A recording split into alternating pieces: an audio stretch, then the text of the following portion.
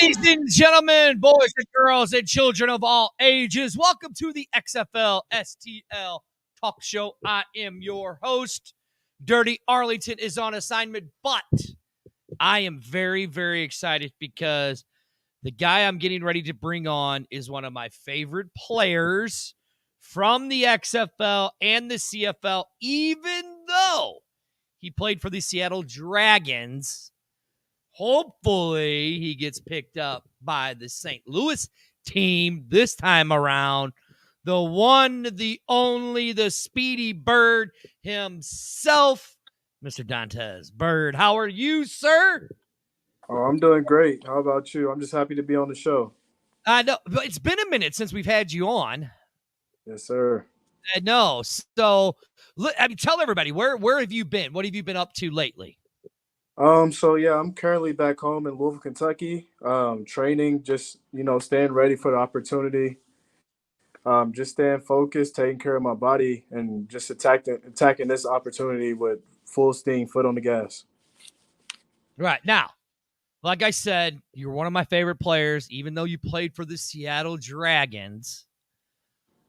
Do you want to go back to Seattle? Just say you don't. Say you want to come to St. Louis. Man, I'll be happy to go anywhere. I'm just ready to get back on the field. Right, exactly. I agree with you. So now I know we were talking off the air just a minute ago, and I was actually talking to a guy who was actually a huge fan of yours. You'll know him. I think he's going to pop in later tonight. But he was talking about the player union thing that Kenneth Farrell started, right? Uh-huh. And some people have the notion that you're involved in that. And you said that you're not, correct? Correct. I am not involved, but I know exactly what you're talking about, and I have no affiliation with it. Okay, well, speaking of that, the man who is a huge fan of yours, sir, he's a number one Seattle guy. You probably know him, but his name is Van. Do you care if I bring him on? Oh, sure. Okay. All right, Van. There he is, sitting right above you, Van. Dontez Byrd, the Speedy Byrd. There you go. One of our favorite players from 2020. Yes, sir. How you doing? Right. I'm doing great. Right, just Van, happy to be on the show. Hey, are you working with the UFPA? No, I am not. Okay. How many tryouts have you done? Did you try out just for USFL and then XFL this season, or did you try some of these other independent camps? I did not try out with the USFL. At some points in the season, I thought that I had a shot of going in the USFL, and I thought I had a chance of getting drafted. With the XFL, I went to the first showcase in Maryland, and I have a workout coming up with the Orlando XFL team. Awesome. I hope to see you play it again in 2023. It's only sir, 175 days away. Yes, sir. Can't wait to get back on there. Now, Van, I told him he was one of my favorite players in 2020. Even though he played for your team, the Dragons, I said I would much rather him just come to St. Louis and play because I think he'd do better in St. Louis. And his response was, I don't care. I just want to play wherever. That's what his response was. Yes, sir. I'm up with that. We've got a completely different set of coaches, different schemes across all 8 teams this coming season. And, if he's a great fit in St. Louis, then more power to him. I'm all about opportunity football. I live closer to the Seattle team, the Seattle market most of the year, but, I'll come watch him play in St. Louis 2 or 3 times a year. No problem. Yes, sir. Oh, great, Dontez. Now we're going to have Van come to St. Louis. Great. All right, Van, I know you had a question for him, so go on. Okay, so when you went to the Maryland workout for the XFL. Yes, sir. And where did you work out in 2019? Which showcase did you go to? 2019 showcase I went to was in St. Louis. Oh, so you've already got your roots in St. Louis. Yep. So, 2019, I was up in St. Louis. So the difference in the 2019 showcase and the one you attended in Maryland, what was your take on it? Having, in 2019 it was the XFL running it, and then now in 2022 they had an independent company running it, and they were just evaluating. How did you feel? What was your take on the differences between the two? So in 2019, it kind of felt like just a giant combine with a lot of players just all over the place, just going through the drills and testing and just running routes and stuff like that. It kind of felt like just a giant combine. This year, the coaches, they were on the field, and all the coaches that was there was very hands-on and just very attentive, and they was just giving us feedback while we were doing it compared to just sitting back and just watching it like it's a combine or something. They was hands-on. I know with the data analyst people that was running it, they all gave us access to the app to kind of see our breakdown of. I know with me, I play wide receiver, so my breakdown would be route approach speed, my cut speed, and stuff like that. And it kind of compared us to the other guys and as a percentile that we were in compared to the other guys that were there. Okay. So you go ahead, Dirty. So you said that the breakaway, they gave you access to the app and all of that stuff to see yourself. Where did you rank at among the other guys that were there? A lot of my stuff was in the 90s, mid to high 90s. As far as my speed, my approach speed, and just getting out of my breaks was really good. All my routes looked smooth, and all my routes looked logical. Like, it wasn't me just doing the drill to see how fast I can do it. I was actually running it as like it was a game rep or a real route. So I think that it was really good. Mm-hmm. Nice. I love that. 90s is always good. 90s is always good to have. Yes, sir. And that stuff. So you were running crisp precise drills, and so a quarterback didn't even have to know where you're at. He knew where you were going to be based off of what you got for feedback. Yes, and we also, on top of doing the data analyst station, we also actually got to work with the quarterbacks on routes on air. So the coaches and everything seen us like catch the ball and actually run full speed routes, not just for the cameras. Dirty, this is opportunity football at its finest. Yes, it is.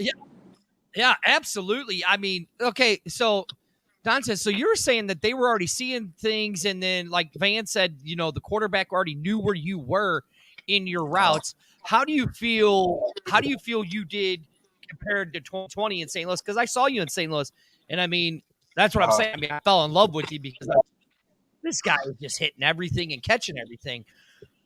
But like, how did you feel that showcase where you showed yourself there, and then this Maryland one? Like, which one do you think you did better as? Was it in the 2019 one, or was it in this one that just happened? I actually think it was in this one. In this one, I ran my fastest 40 that I ever ran.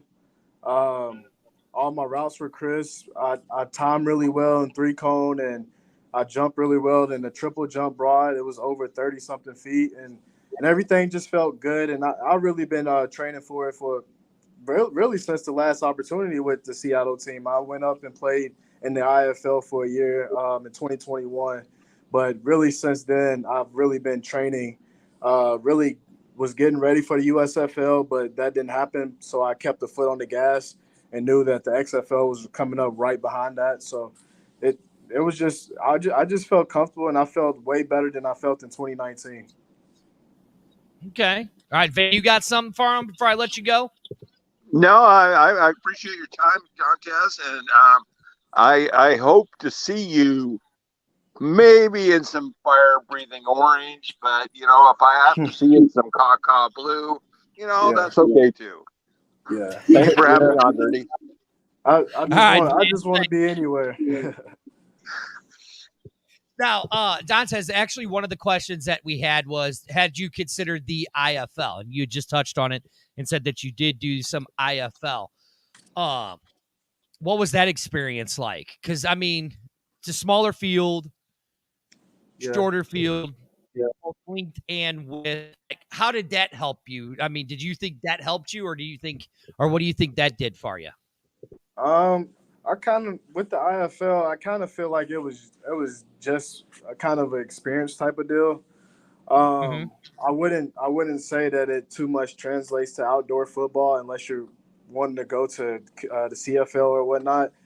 But I mean, I enjoyed it. In 2021, that was my first year playing in the IFL and my only year playing in the IFL, and we won the championship. So that was my first championship I won ever. So that was a great experience.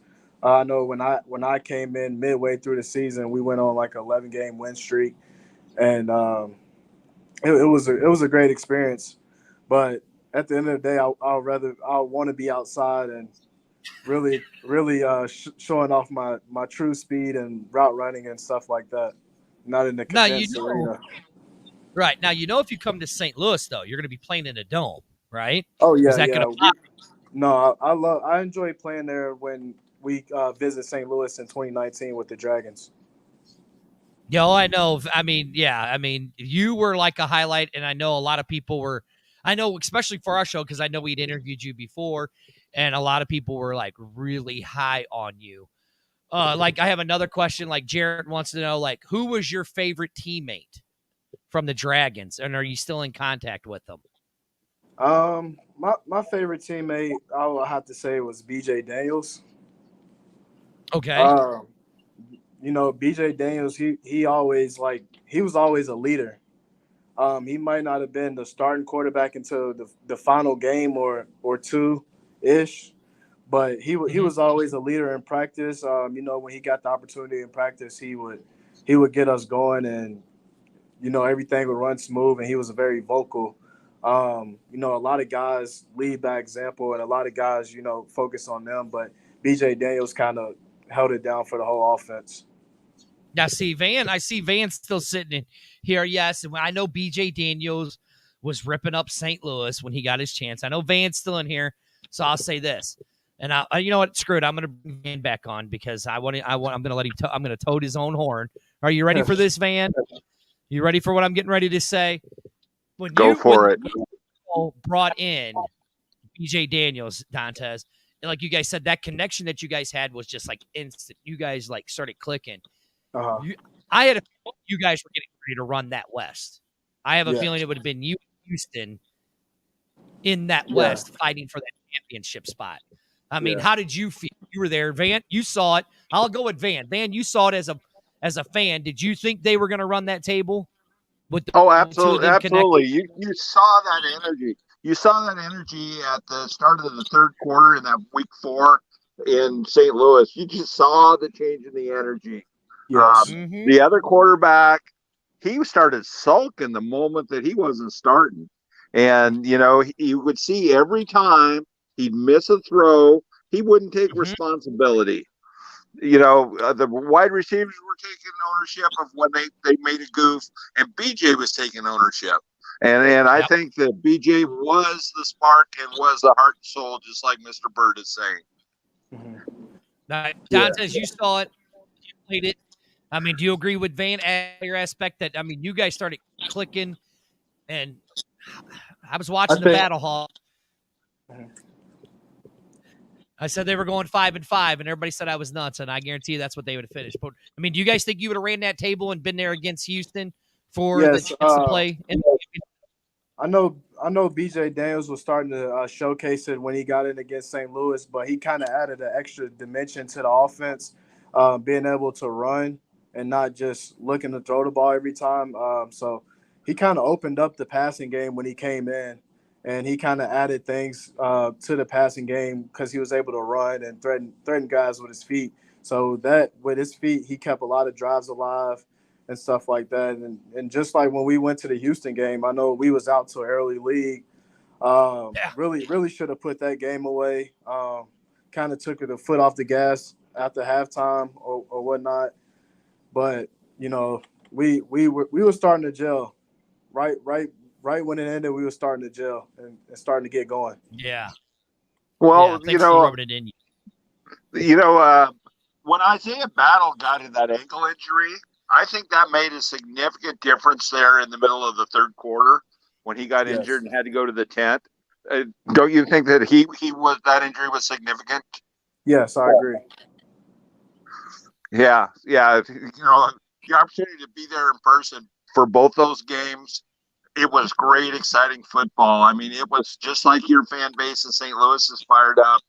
We were breathing fire and ready to light the cauldron in Seattle again. Yeah. All right. Well, that's that you say that. Now, Dontez, you played in Seattle. You saw it in St. Louis, right? Yes. Like, you were you played for the second biggest fan base. Then you played in front of the largest fan base, craziest fans. And my fans are still nuts. Yeah. But I mean, what was that experience playing in the XFL? I mean, in front of guys like Van, who he traveled to watch you guys playing in front of people like us in St. Louis. I mean, what was that atmosphere for the XFL like?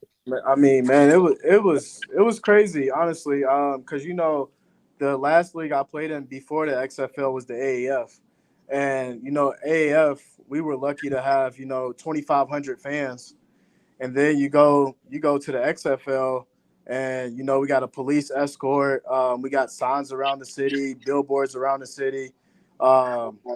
Even when we pulled up to the St. Louis game, you got people tailgating. It's just like a surreal.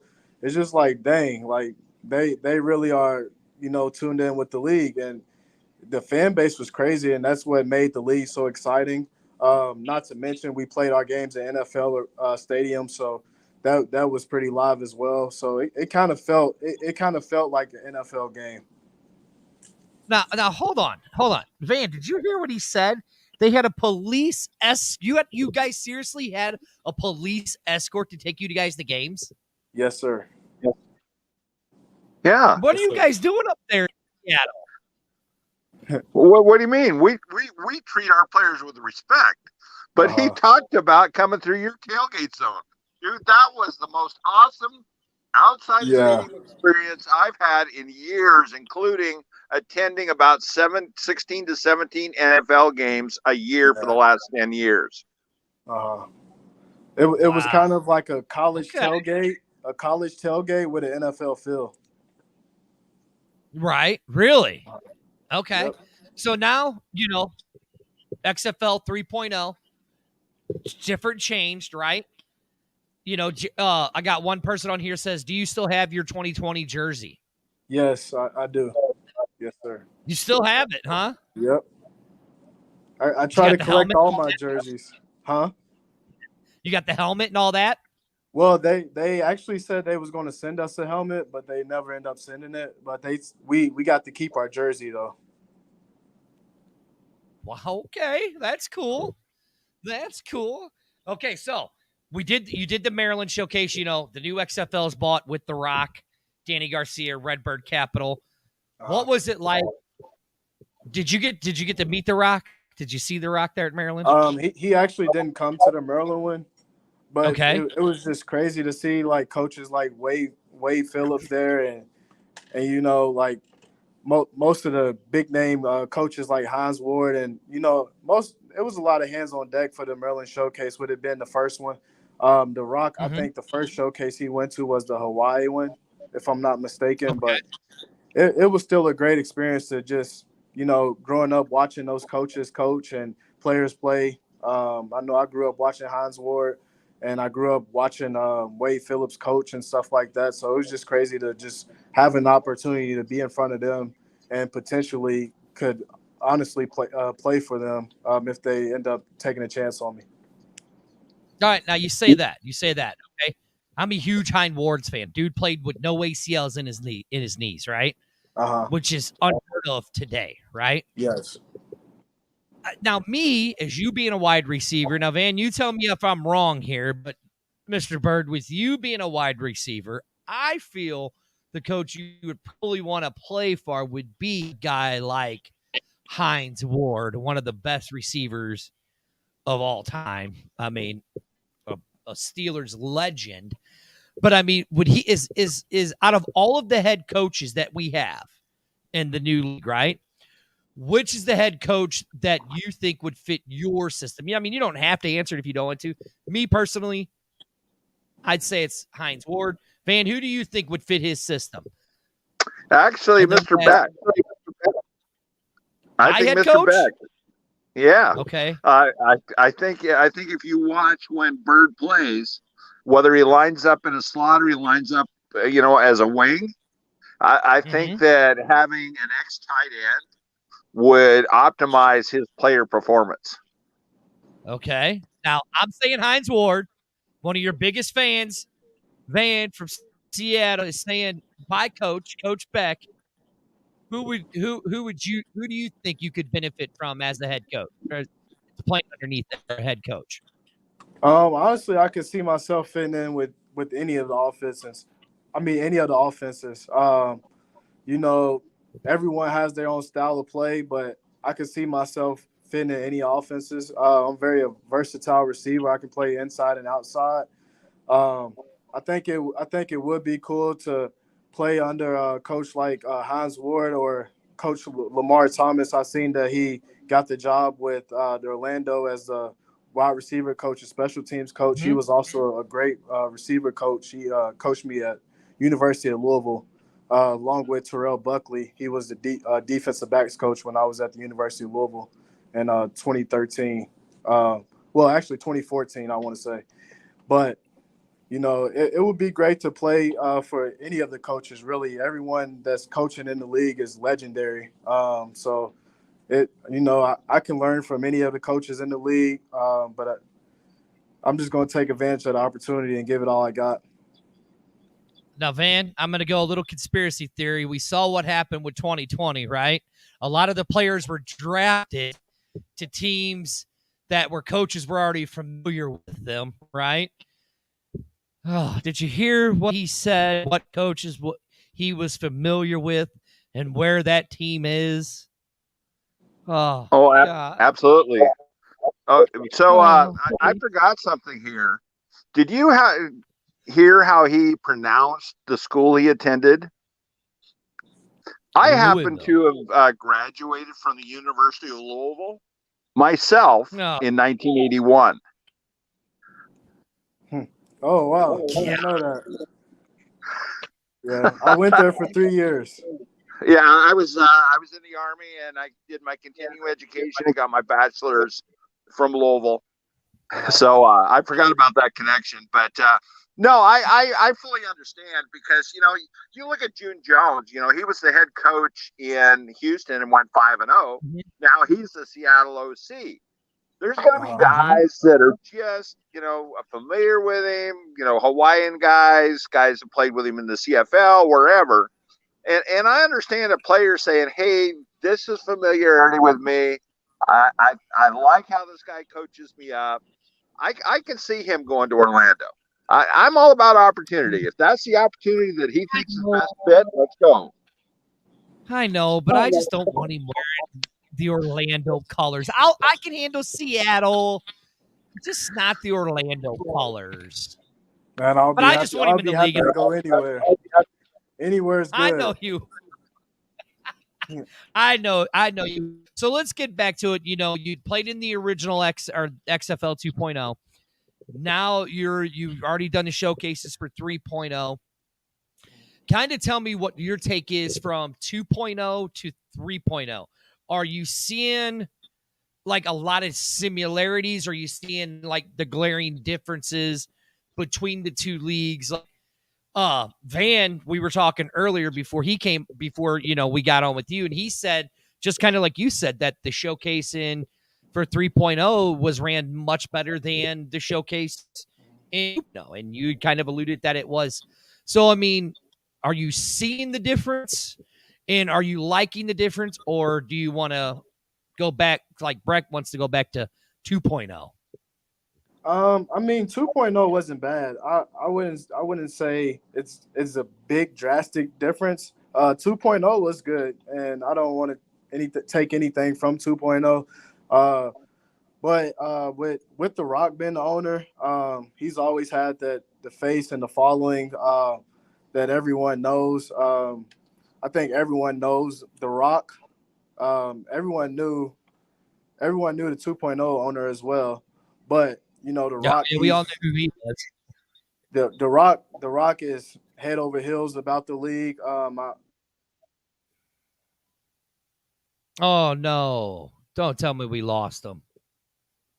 Go ahead and kick me dirty. That way you get a strong signal. Oh, there he is. There he is. Okay, All right. we got him. Yeah, All right, I man. I'll see seen. you later, man. I did see something cool about The Rock that he wasn't doing any movies in 2023 to focus on the XFL. I think that's really Correct. cool.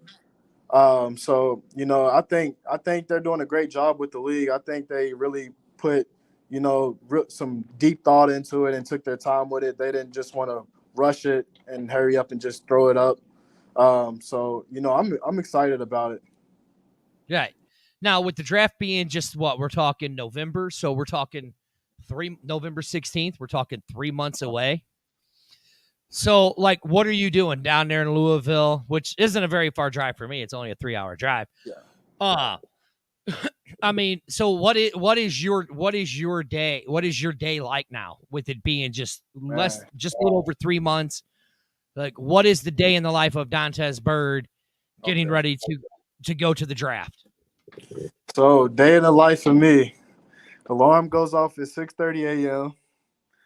I go. I'm in the gym by 7 a.m. I work out for 2 hours from 7 to 9, and that's usually weightlifting, cardio, and just cleaning up some stuff. As far as with football, at the end of the workout, then I spend time with my daughter, whether that's taking her to the park or just doing something with her. I usually do that for a few hours, and then I clock into work. I still got to provide for my family, so Right. I Yeah. work a job from 2 to 10:30 p.m. And on my lunch break, I'm out at the field getting a second workout in for the day, and Yeah, 'cause I know that. also coaching high school. Oh, yeah, because I know that when I reached out to you and said, "Hey, Dontez, we'd love to have you on again," and you're like, "Yeah, we can make it work." I mean, you've always been one of our favorite players, and so I mean, I just got to say thank you for taking the time, throughout your busy workday to come back on our silly little XFL STL talk show. Even though you were a Seattle guy, we still rooted for you and we still loved you. Yeah, no problem. Yeah. So tell everybody where they can find you at, because my next guest is another loudmouth like me, Michael Lathrop from Let's Talk XFL, which you actually did an interview with him also, just not too long ago, right? How was it talking with him? Yeah. You got to admit, you have more fun on our show, right? I like both of you guys, man. I like both of you guys. I'm just happy that you guys still reach out and support things on my end as well, and invite me onto the show. It's all a grind, and I'm happy that you guys are still keeping my name afloat because I'm still out here grinding, and I'm still ready for the opportunity. But people can find me on Twitter at _SpeedyBird. And they can find me on Instagram at Dontez Byrd, and that's it. Bro, listen, you always have an open door policy on our show. No matter what you're on, you always have an open door. All you got to ever do is hit us up and say, "Hey, Dirty Arlington, let me come on the show," or "You guys got time for me?" And we'll no matter what. But hey, I do want to say something. You're coaching high school football. Yes.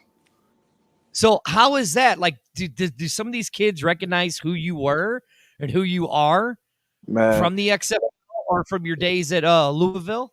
Well, I'm not the official wide receiver coach at Seneca High School where I'm at, but I'm really in tune with the kids. One of the quarterbacks on the team played for my 7-on-7 team.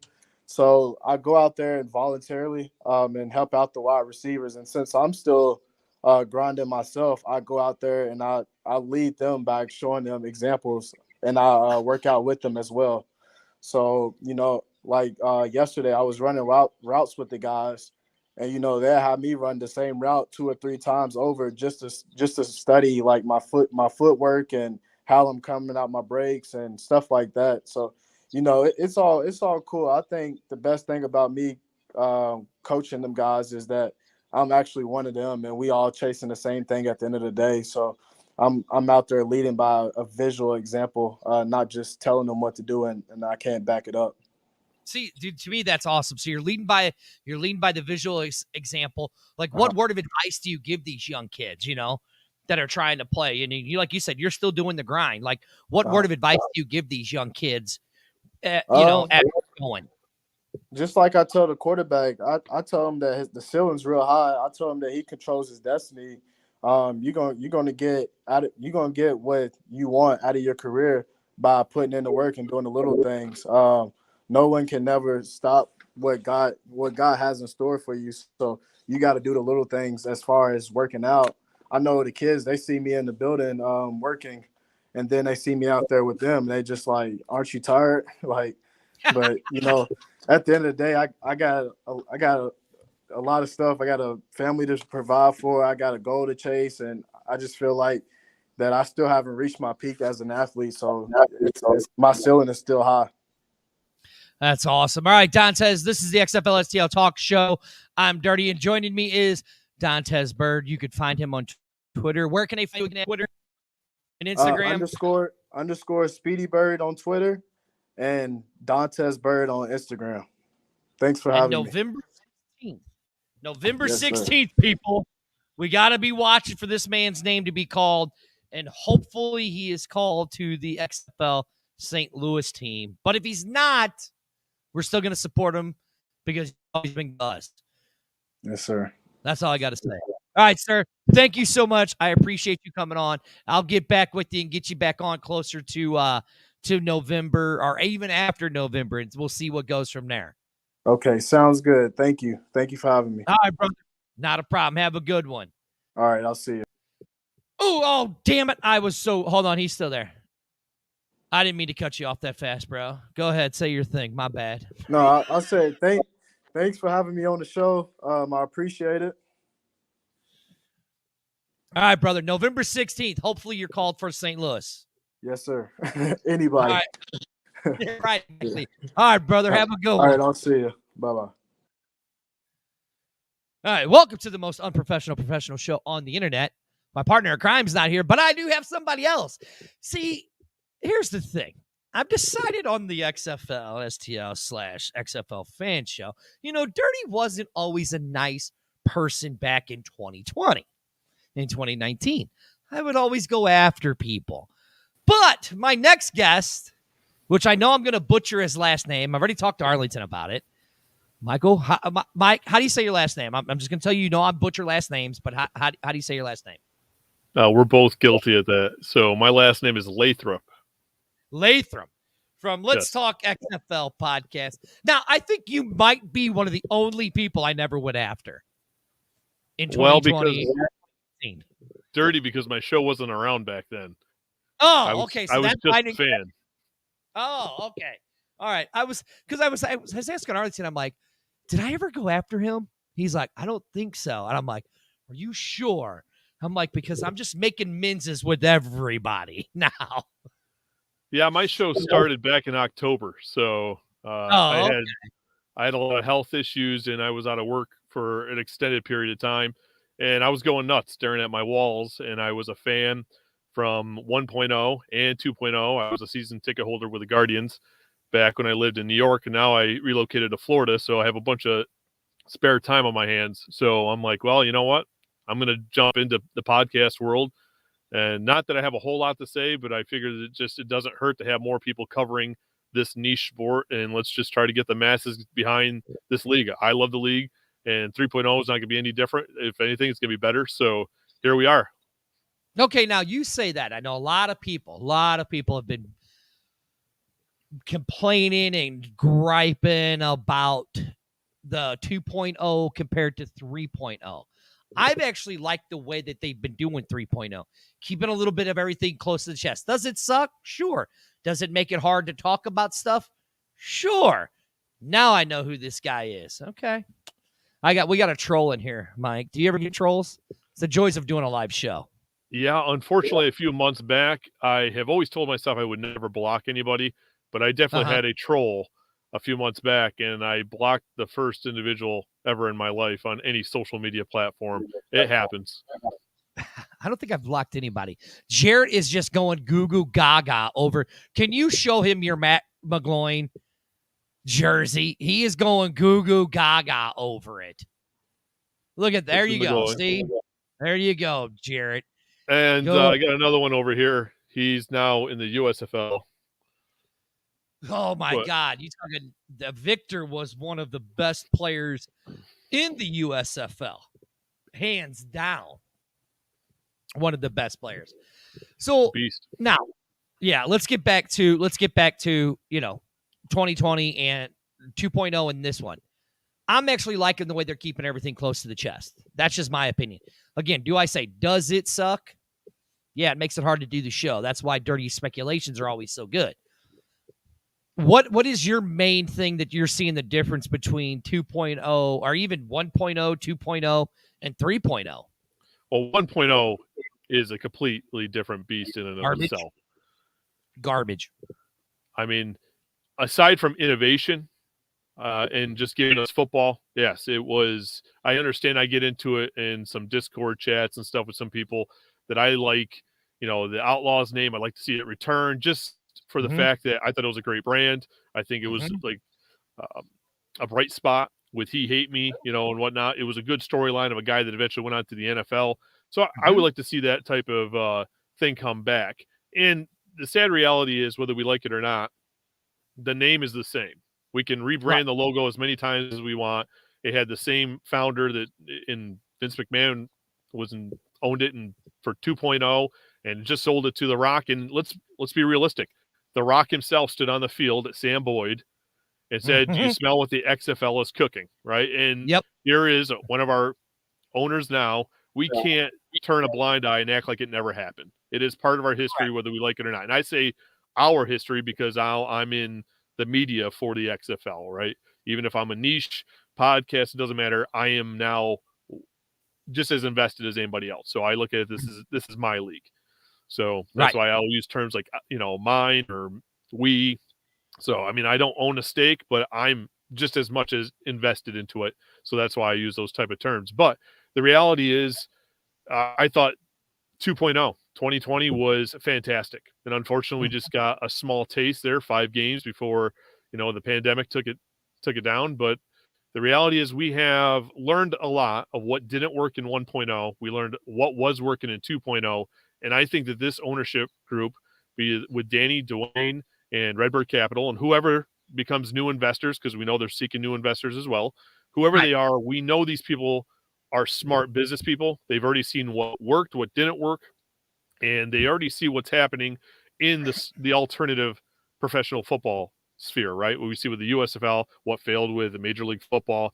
I think they're smart enough to see what's happening. That's why I think this, regardless of how close they're keeping things and how they got their finger on the mute button, it doesn't matter. I see a lot of good things happening. Navigate just came out and announced that they are back in a partnership with the XFL. I see a lot of similarities with 3.0 to 2.0, and that's with them not sharing much. I can only imagine what it actually is in queue for us to find out, because they're just giving us snippets a little bit at a time. So I'm looking forward to it. Right. Now, you saw we did the interview with Coach Beck right after he, basically was announced after the Arlington showcase, our town hall. Now the XFL, which I think is a great thing that the original XFL didn't do, is that this XFL is using social media more with their coaches. So literally right after we did our interview with Coach Beck, what happens? He does a Q&A. Now Reggie Barlow's doing a Q&A, and just announced September 1st, Coach Hein Wards is doing a Q&A. What do you think? Do you think that they are trying to gravitate towards the internet and social media aspect more than 2.0? Because that's how I see it. That's my take. I mean, what's your take on it? Yes and no. I think that the 2.0 did a very good job with their social media. I really believe they did. I know, was it Bailey Carlin was behind that, and some people like him or not, but I thought he did a fantastic job with the 2.0. This time around, I think they're using it in a different way, and I think it's smart because it's free. Why not continue taking advantage of the social media? It's only growing. We know there's more platforms coming out every year, whether you like some of the other platforms or not. But this is the world as we know it moving forward. This is the future. Social media, we're seeing games stream on Twitter or now even on streaming platforms and stuff. This is the wave of the future. So they are definitely using it to the best of their ability, and it's smart. Right, yeah. Now, Jared's saying that nearly everything worked in XFL 2.0. That is true. It did, but COVID happened.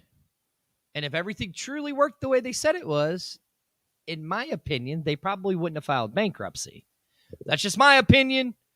I don't know. I mean, what's your take on it? That's just my opinion. If Vince said he had as much money dumped into it, then they could have lasted a year. Right? Jared or whoever else is out there. The reality is there's a lot of money that went into 2.0 to make what we saw happen. And that was only for 5 weeks. If they were going to continue for the rest of the regular season, another 5 weeks, and then the 2 weeks in the postseason, let alone what the offseason was going to be, he was into it heavily. And with the pandemic, I don't fault Vince for pulling the plug on it. No, One, I don't. He probably was further in debt than we realized. We can read reports all we want, but we don't honestly know anything unless it's disclosed fully. So the reality is he had to protect his bread and butter, which was, WWE or whatever. Right.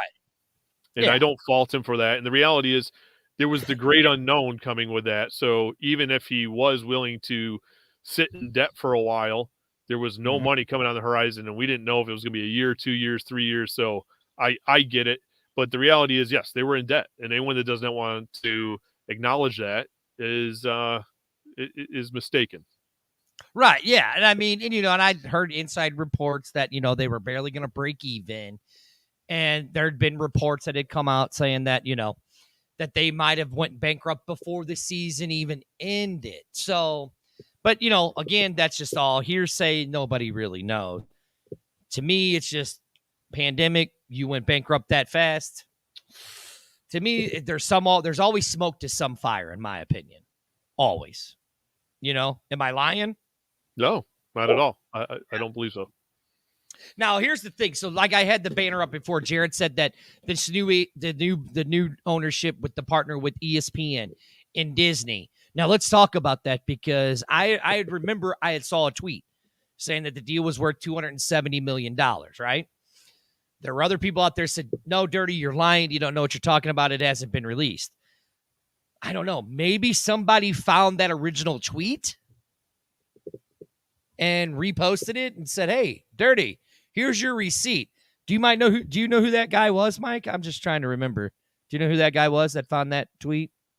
I remember watching your show with you and Arlington discussing it, and I put a tweet out there sharing the information to cause or to start a dialogue. And let's just say things got a little crazy with that. And that's where that troll came about eventually that I had to eventually block. But hey, I took some heat. But here's the reality.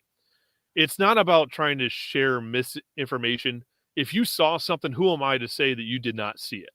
Right. I'm going to believe that you saw what you claim that you saw. And just because I didn't see it and just because nobody else didn't mean it wasn't worth discussing, right? Who else is seeing it? If I'm putting it into the ether, so to speak, and there's people that follow me that may not follow you or your show, what if they did see it? And what if all of a sudden somebody did have a snapshot of it and then it becomes a reality? Now we have proof of it coming. It was meant for a discussion. If it's not true, then so be it. But guess what? No one was talking about what it could be worth until eventually I brought on Seth Lessons onto my show and he used some of the verbiage. But then we had that article come out from The Athletic that claims there is a monetary value, even though they're not sharing the monetary value per their source. So people, whether we like it or not, it's probably just not it is definitely a paid deal. There's a monetary value here. Right. It's not going to just sit there and wait to cover the expenses of broadcasting it and then share a 50-50 split. There's a monetary dollar here. Do I have it? No, I don't. And do I have the source? No, but that writer from The Athletic does have the source and does have the input from ESPN. So it's worth something, folks.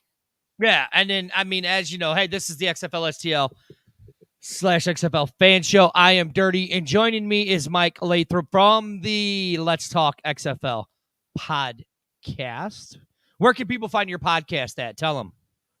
Well, we're on just about every platform out there. So if you're looking on Apple, Stitcher, Spotify, Google, Amazon, iHeartRadio, you can find it on all the other ones like Castro, all those little ones.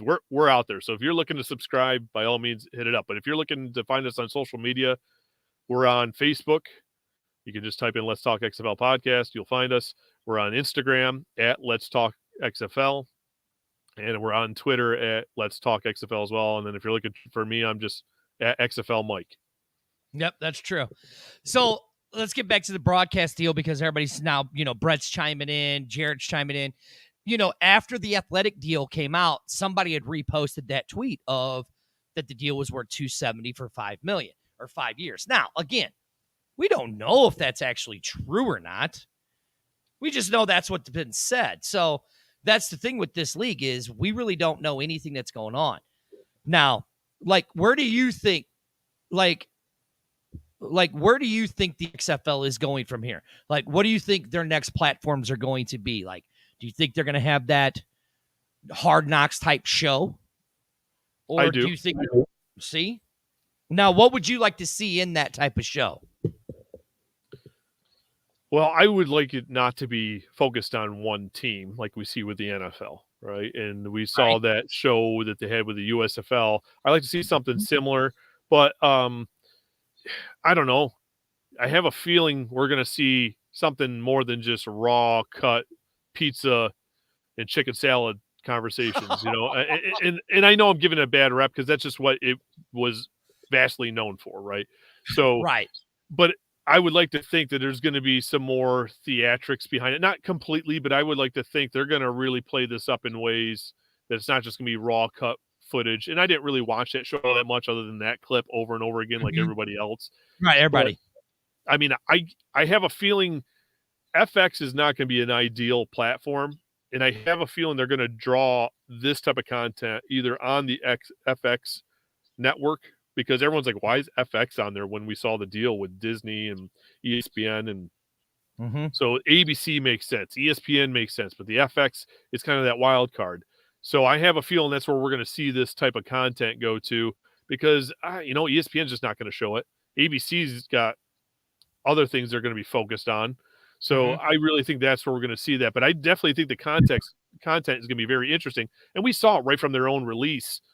They're from Texas Live, that whole weekend when everything going on, that they're talking about everything's going to be in that central hub location. And they're digging in. And they're even talking about podcasts. If you read that, they're even talking about their own podcast. So I would anticipate there could be an official XFL podcast or there could be official team podcast because everyone's right there and it's easy just to have content around the clock. So I'm expecting a lot of content that's not just football games. Right. Now, I mean, me and Arlington have talked about it hundreds of times that, the idea would be because of the Rock's relationship with Disney, that it would be with Disney. Now, I have the ESPN Plus app. I think it's great. Can you imagine having that in all 8 teams? Hard knock type style. It would be awesome. I have it as well. I think it's a great platform. I even have the whole bundle with Hulu and Disney Plus because it's such a great deal. Could you imagine if the XFL is doing something with Disney Plus in a way that we see the NFL with Nickelodeon? Just think about that for a second. Yeah, it would be nuts. Now, look, we know that there's things that have been out there. Talks have been, they're saying somewhere between end of August, middle of September, right? That things are going to be announced, right? I've said it. I said, start looking because the season starts when? September 8th, right? And I'm going to play conspiracy theory. If you look at everything And I actually think, Mike, you had brought this up too once before on one of your shows. Every major announcement the XFL has had has been around something significant for the NFL. Right. It just makes sense. What's around the corner? The season's kicking off. Right? So, like, what do you think the next big announcement, like, what do you think that, I think it's going to be team names. That's just me. But, like, what do you think the next big announcement's going to be from the XFL? It has to be team names. It has to be the branding. It could even be uniforms. We might get the whole glimpse of the whole 9 yards all in one shot, because it's the only thing that really solidifies people, the fans, because we're all fans of whatever team, the Hitman, the Guardian from back in the day. But as of right now, I'm a free agent. So I'm looking, unless the Guardians are an expansion team, I'm a free agent. I'm living in Southwest Florida, so likely I'm going to attach to the Orlando team. But what if I hate the Orlando branding? How can I claim to be a fan of something unless I truly know? We could get the quarterbacks assigned, because we already know the Jordan Palmer announcement has come out, and we're going to start seeing those quarterbacks training before the draft. So we're already going to know who these marquee quarterbacks are. Not saying that we won't see more in the supplemental draft in January or whatnot, but the reality is going to be we're going to start seeing all of that. But I think it's got to be names, branding, all that is next. So here's, basically Brett just asked you the question that I asked you. He said, when these guys are going to announce the team names. Again, I'm saying first part of September, somewhere right in there. Now, I will say this, Mike. If you don't want to be a free agent, okay, I'm just going to tell you might as well not be a free agent. You can just, right up there, you see my little logo. You could come join the real team, because look, we're gonna fill the top. We're gonna fill the top. You're more than welcome to join us if you want. You're more than welcome. The tough thing here is, I know I'm going to get probably persecuted for this, probably going to get tar and feathered, but I don't think I could follow a team that had already existed, that I had already rooted against, so to speak. And I remember the Guardians playing Caw Nation, and that I don't like Caw. I can't. Hey, join the club. I can't get behind Caw. I know. I've watched your show a lot, and I know your stance. So I just don't see myself getting behind any of the teams that already existed, and for multiple reasons. The Renegades, we already played them. DC already played them. St. Louis played them. Now, technically, we played Tampa, but this may not be the same team, right? So technically, there's a gray, some gray area. There you go. Jared just wanted to remind you, we did destroy you. Yeah, I remember you guys taking us to the house too, right? On a kickoff. Yeah, I remember all that. Thank you. Yeah, right. We did destroy you.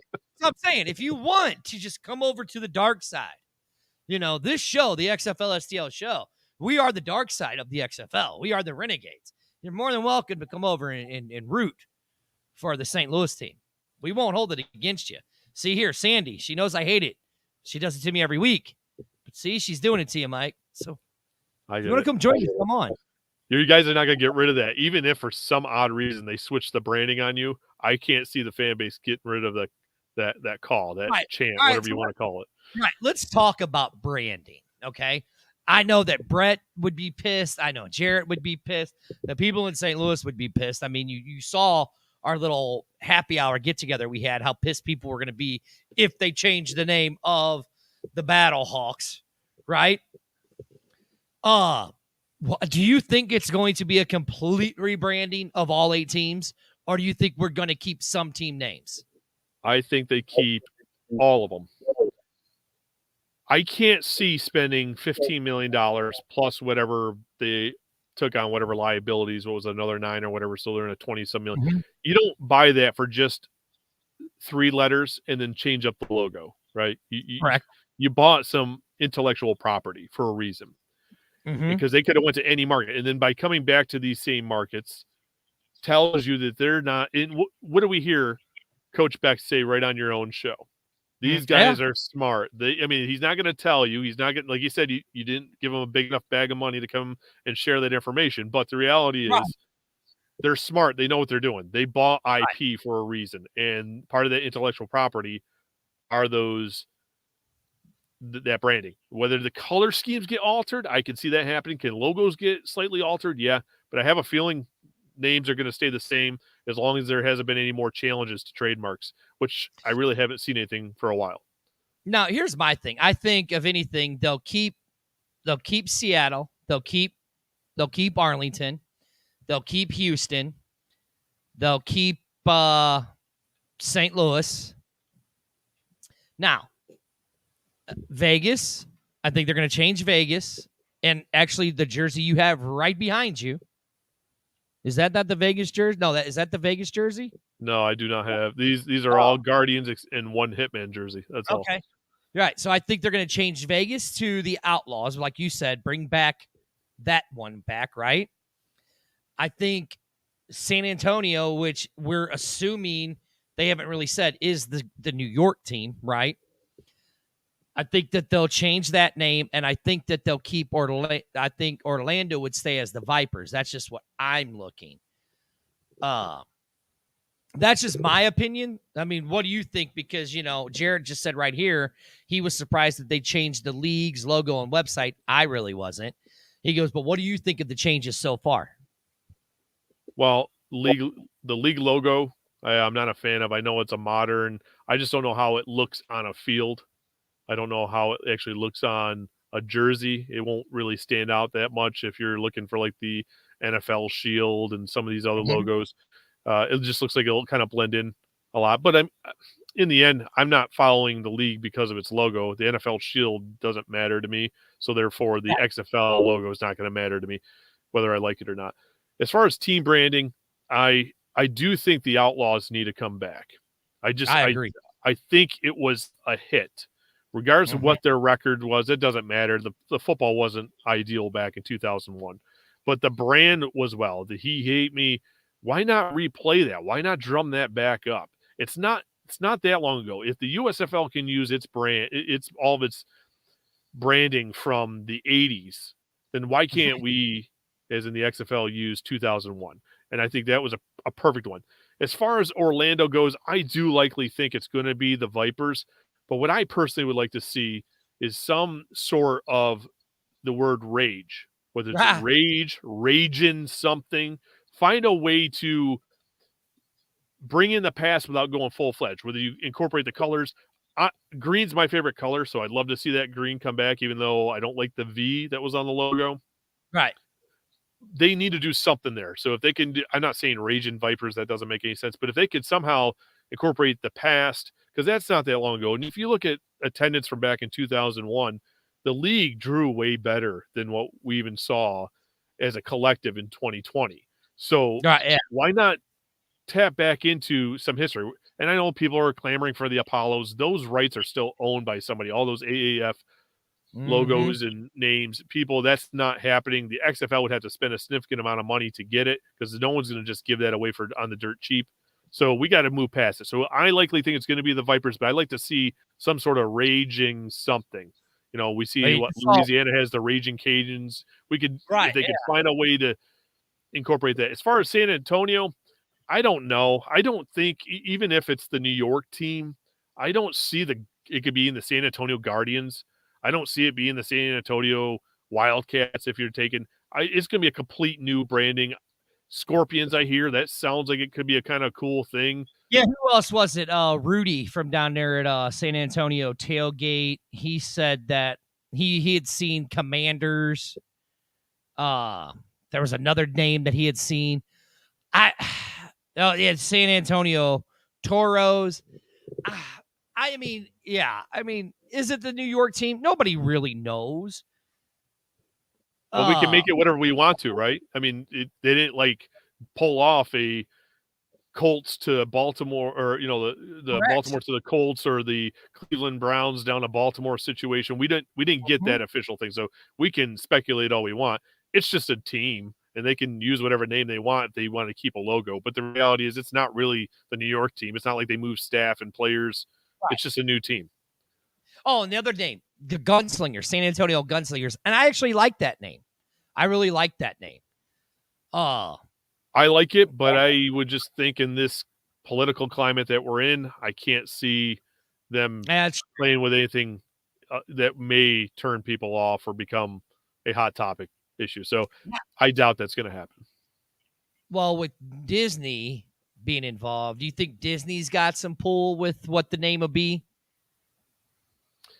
I would like to think that these decisions were made before, unless Disney actually has some sort of ownership stake. I don't see them really having a say, because if Disney had a say, I think we still have a team in New York City and Los Angeles. That's true. For I agree with you broadcasting on that. purposes. So I don't think that they really have anything to do with that decision whatsoever. See, now look, Mike, you talk about you block, like I got fans. I got my own fans sitting here bashing me. They're like, oh, the Gunslingers are their indoor team. No kidding. That's their indoor team. I get that. But it could still be the regular team name for the XFL. I mean, do you know how many Tigers teams there are in the world of sports? Hundreds. I'm glad you brought this up, because I was just interacting with somebody in Discord when I brought up Outlaws, and somebody says, well, doesn't the USFL still own the Outlaws for one of their teams? I'm like, well, here's the reality. The USFL just used the Panthers, regardless if the Carolina Panthers existed or not. There's a thing when I had Tony Ilikauskas, he was a IP attorney on my show several episodes ago. He shared with me on my show when we were talking about the whole lawsuit with Together in the XFL. He goes, there is such a thing as called precedent. If it has been previously used, there is a argument that can be made. Well, the XFL used the Outlaws in 2001. So if they want to do it, and regardless if somebody else owns it, there's a strong possibility the XFL will win whatever argument, even if they haven't used it for over 20 years. Same thing with the Gunslingers. The reality is the Panthers had no problem jumping right back into it. I mean, the Michigan Panthers, and the NFL didn't stop it. They completed their whole season, and I bet you there's still merchandise being sold for the Michigan Panthers right now. So the reality is all it takes is money.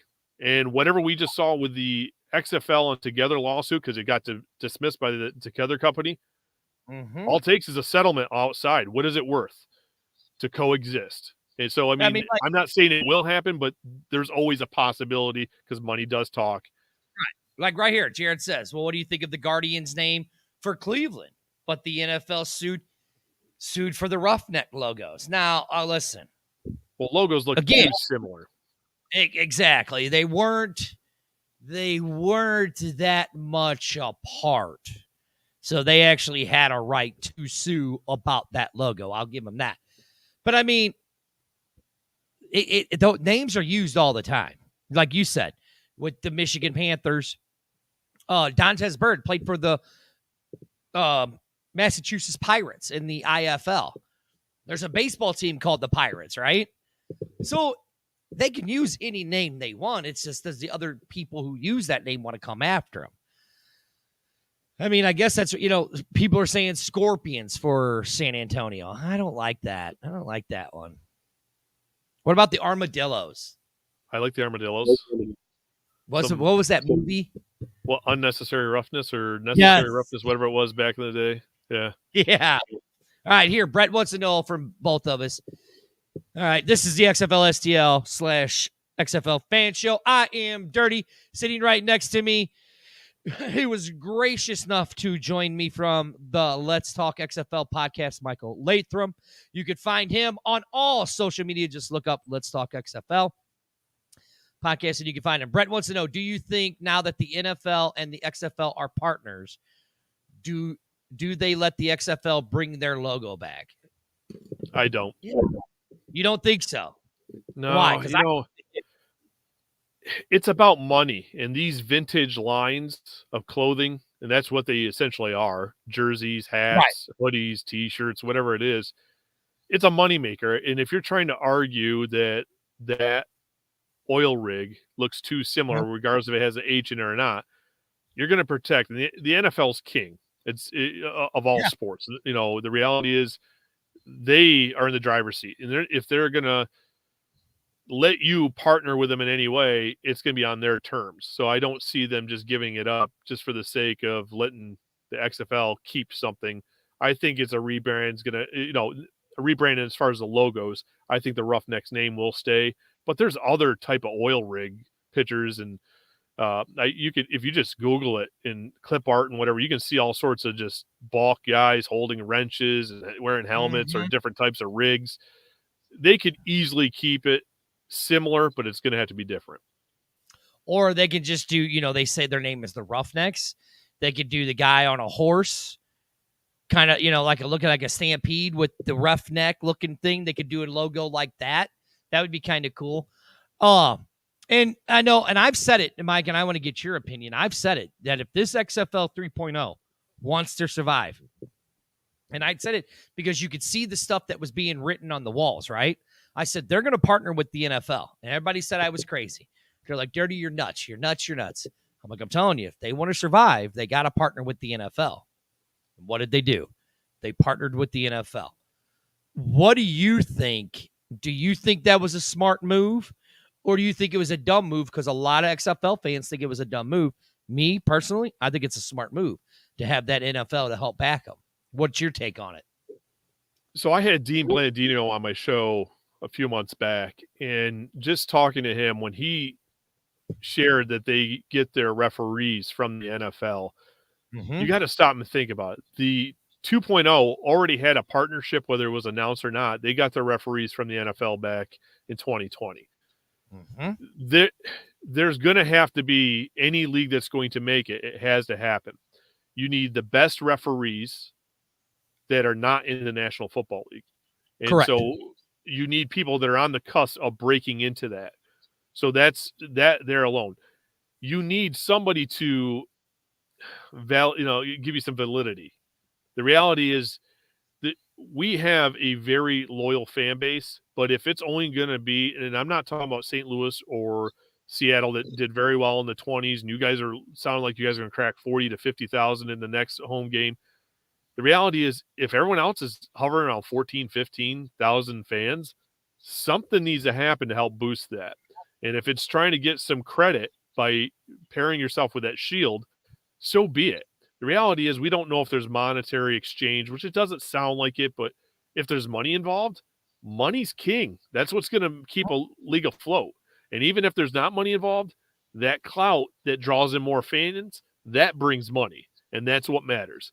So you don't need people constantly bashing alternative leagues. What you need is that football fan base to be at least lukewarm towards you and not bashing on social media to the guys that were already thinking about it and then get convinced not to. It's like, yeah, you're right. It's subpar. I might as well just go watch SEC and just, because look, we've already had so many leagues falter.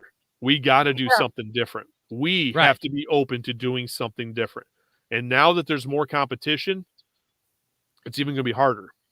See, and I'm glad that you said that, because people just sat there and they bashed the USFL because they played in Birmingham. Oh, look, they didn't have any fans. They had 35,000 fans when they were there when Birmingham was playing. It showed Birmingham's a city, a football city. You know what I'm saying? And I couldn't stand the XFL fans bashing the USFL fans. And there's plenty of times I'm like, guys, we haven't even played it down yet. They've already made a year. We haven't. You know what I'm saying? Why are we bashing them? Because they're playing. I think with the XFL, what they saw that the USFL did, I think that's why they went to their hub city idea, keeping everything in one city, and then moving them out to play in their hubs, in their home cities, because they saw it worked with the USFL. So, I mean, it's smart business. And you got to do something. I mean, we got to do something. And that's why I kind of changed the directions of the show to grow every single fan base. Because, like you said, St. Louis and Seattle just can't do it. We need Orlando. We need San Antonio. We need Vegas. But, I mean, how do we help do that, Mike? I mean, what do we do? What do we do to help grow it in these other cities? Well, obviously what we're seeing with Coach Beck and Coach Barlow doing the media rounds, and I'm not saying other coaches are not doing, but those are the two I've seen the most of. Obviously, Coach Beck is in the driver's seat or leading the pack.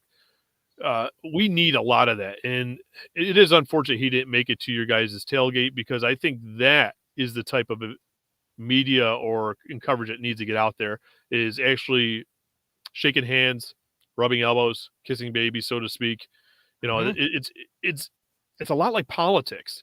You're not going to win unless you're out meeting the people, right? So instead of seeking votes here, we need to seek dollars, and the way to convert them, it's no different than a donation or whatever. So I think there's got to be a lot of that grassroots media as far as doing radios and TV shows. I get it, but the reality is not everybody's listening to ESPN radio. Not everybody's watching the local news, because now we have national news and all these blogs that people get their news from. So the reality is they got to get where the people are. And I would like to start seeing more fairs, festivals. I'd like to see going back to high school games with tents set up and just grinding it out every Friday night. The fall is upon us. It is perfect time for all of these coaches to get out in their community and just grind it out in, the suburbs. Maybe the inner cities, you can blast billboards and stuff and be all over the media, but let's get out in the suburbs. That's where, it's not saying that people in the inner cities don't have money, but who has the extra income to do extra? And we always hear about suburban America. So get out there, grind in those communities, and start making it happen. It's nice to be behind Twitter, and it's free, but I think we already got those people. I think now we got to spread our wings a little bit more. Well, I mean, Mike, you just hit on it. I mean, me and Arlington have been doing the show since 2018. You know what I'm saying? This XFL STL Talk Show. At first we knew that the local media wasn't going to cover it, so we started it. And we've been going for 3 years strong with this. We've seen all the other people come after us and stuff like that. We know that we're not for everybody, right? That's why I had you on the show tonight. I may not be, my show may not be for some of my fans. Your show may be for some of the fans. It's about growing the community, and it's people like us and the stuff like us, Let's Talk XFL, the Markcast. It's the guys like our shows that got to help grow these other medias and get into these other cities and start doing it. I mean, that's the truth. That's how it's going to work. America's a melting pot.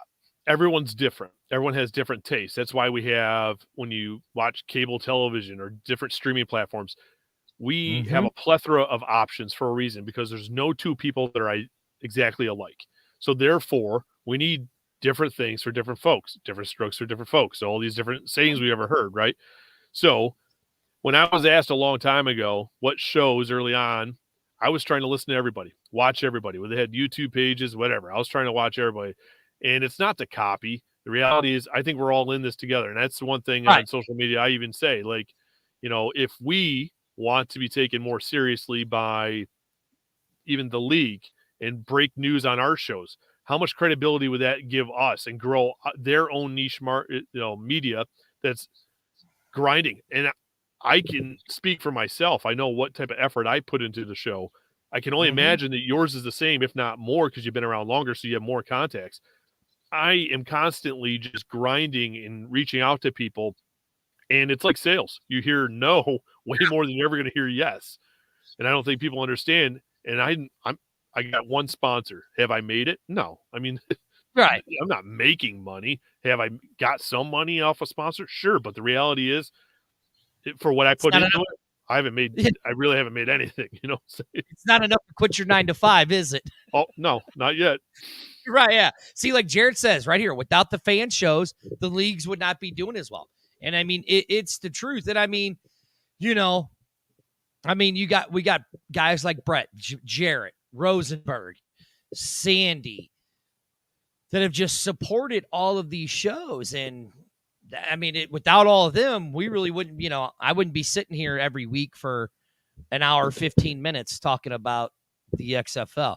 I wouldn't have Michael Lathrop on from Let's Talk XFL podcast if it wasn't for the fans. But what do we do to get to where the league sees us as legit people? Well, I think it starts with what you're doing today, right? You're reaching across the aisle. It's the same thing I'm doing. We see these little beefed. Well, I haven't so got to my speak. invite to be on your show yet. Well, I know. I got to do a lot of more work yet. I'm grinding it out with a lot of players right now. Unfortunately, I have players knocking on my door to come onto the show. So now it's a good problem to have. But the reality Right. is, there's so much more that I can be doing. But I'm also trying to balance my life with my fiance that we're preparing for a wedding. That happy wife, happy life, whether I'm married or not yet. You know what I'm saying? I just going to get you in trouble. No, hey, it's deserved. I have not. So, you gotta take the heat if you're stepping in the kitchen, right? Right. Yeah, exactly. But no, go on. Finish your point. Well, where was I even going with it? The reality is sometimes I get going on tangents. How we got to reach across the aisle and reach out to the other cities. And well, it's exactly what you're doing. I do believe that our niche media has somehow got a black eye. If people go back, we're constantly looking at, and I'm not saying everybody, but we as a collective for a long time constantly looked at each other as a threat. And in some way, whether we took jabs at each other, whether we just try to straight call somebody out saying that they're not legitimate. Well, here's the reality. Every like one of us, well, right. And so haven't I. When I first started, the reality is I'm no media member. I'm your white collared, guy that worked as a safety professional at a lumber company on a senior management team. I'm not a media guy. I didn't study communications, but it takes people like us, no different than we have Reed and Jay Noakes. Everyone has their 9 to 5, like you said. None of us, Reed actually was in the media. I believe he worked with a local news station or two. So the reality is maybe that's different with Reed. But the reality is we should be lifting each other up. And if once we do that, we don't see ESPN, Fox Sports, NBC Sports Network, all these networks for years. We didn't see them just going at each other, bashing each other, taking shots at each other back and forth. The reality is we need to stop that. It's time for us to come together and lift each other up and grow and show that we're professional. Until we show that we are somewhat professional. Not mean we can't have a fun side to us, because we even see that on ESPN shows where some of the guys kind of have their nice little bickering. But the reality is we can't be taking shots at each other nonstop. We need to come together and accept that we're all doing this for the same reason. It's not for any one of us to line our pockets, because no one's getting rich here. Like I was saying, that's not happening. We're doing it for the love of the league, the sport, and we want to see it succeed. So why not lift each other up? Why not come together and start doing collaborations? That's why I happily accepted this. I'm trying to work on some other collaborations with people, but it's all going to be down the line. It just takes time to people's schedules. But the reality is I'm glad to come on here, because I've been watching your show from way before I even started my show. But the reality is it doesn't mean we're a competitor. No. If we were to meet outside of the podcast realm or the media realm, if I met you at a game, at a tailgate, our interests are 99% aligned. Forget about what little differences there are. We'd be best friends. Every single one of us. It doesn't matter what podcast, what YouTube channel we're a part of, what website we write for. We'd all be best friends. The moment we realize that we are brothers from a different mother, or brothers and sisters from a different mother, the better off we are going to be accepted by more fans, because I think we turning away a lot of people. They're like, you know what? It's just not worth following so-and-so or tuning in. Brett says it right here. Brett said it right here. There's been a ton of silly, petty stuff between the XFL groups, pages, and podcasts. I absolutely agree. And listen, I was one of the biggest offenders of it when this league first started, because look, I'm not toot my own horn, but like you said, we were one of the first. We were the first one that started this XFL thing. And then everybody else kind of started coming along. And then they were like, oh, well, those guys are a joke. I'm like, well, hold on now. So mine was that competitiveness. Like, I'm going after you. And now this time around, I'm like, you know what? Screw this. I'm reaching out to all the people. I reached out to Reed, had Reed on the show. I reached out to you. I've reached out to all the guys and say, hey, listen, I know I was a douche. Come on the show, water under the bridge. Let's grow this stuff together. And I agree with you that that's what we all need to do is, that's why I've been trying to do an XFL roundtable type show where it's all 8 cities. And each week it's a different person hosting the show with all of the guys in the 8 cities. What's up, John? But nobody's like, well, I don't know. And I'm like, no, we all get our equal parts. We all each host a week, but nobody wants to do it. So, but you know what? You've planted a seed.